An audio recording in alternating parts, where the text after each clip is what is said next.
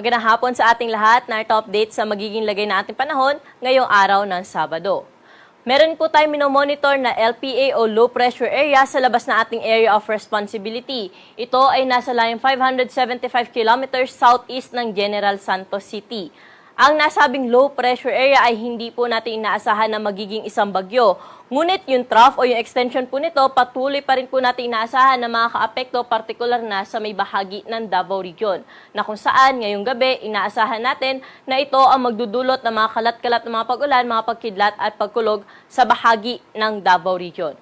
Samantala, ridge of high pressure area naman patuloy pa rin po nag-extend dito sa may eastern section ng northern at central Luzon. Maaliwala sa panahon pa rin po ang dala nito, kaya dito po sa atin sa Metro Manila, pati na rin po sa ibang bahagi pa na ating kapuluan, ngayong gabi, generally fair weather condition po ang ating inaasahan. Ngunit, may mga tsansa po ng mga thunderstorms, lalo na po dito sa may southern portion at ng Mindanao.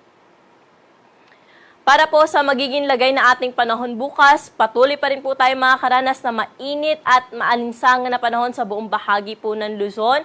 At sa hapon at gabi, posible naman po yung mga panandaliang buhos ng mga pag-ulan.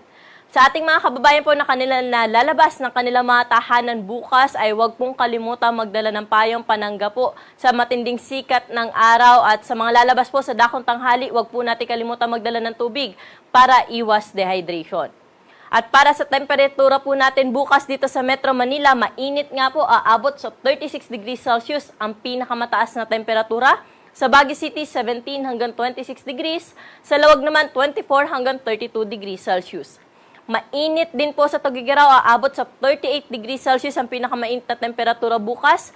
33 degrees Celsius naman sa Legazpi at sa bahagi ng Tagaytay.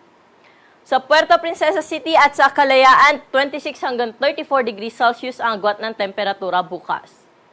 Dumako na po tayo sa magiging lagay ng panahon bukas sa bahagi ng Kabisayaan. Kung makikita natin, generally bahagyang maulap hanggang sa maulap po ang kalangitan na ating naasahan dyan. Pero sa hapon at gabi, mataas ang tsansa na mga pulupulong panandali ang buwas ng pag-ulan dala ng mga localized thunderstorm. Sa bahagi naman po ng Mindanao, dahil pa rin sa trough ng low pressure area, ang bahagi ng Davao Region, makakaranas po na maghapong makulimlim na panahon na may kalat-kalat na mga pag-ulan, mga pagkidlat at pagkulog. Pero sa nalalabing bahagi po ng Mindanao, sa umaga hanggang tanghali ay maaliwalas pa po yung panahon, pero pagsapit ng hapon at gabi, asahan din po natin dyan ang mga pulupulong panandali ang buwas ng pag-ulan. Pwede po natin i-monitor yung ating mga thunderstorm advisory sa ating Facebook at Twitter account.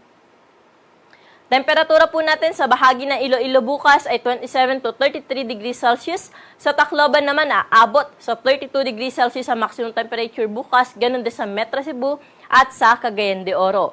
Sa bahagi ng Metro Davao, bahagyang bababa din po ang temperatura bukas dahil nga po magiging makulimlim po sila, kaya 25 hanggang 32 degrees Celsius lamang agwat ng temperatura. Sa bahagi ng Zamboanga City, mainit pa rin po. 33 degrees Celsius ay nasa natin na pinakamainit na temperatura bukas. Para po sa mga kababayan natin na maglalayag, wala tayong gale warning na nakataas sa anumang baybayin ng ating karagatan at magiging banayad hanggang sa tamtaman lamang ang mga pag-alon sa ating baybaying dagat.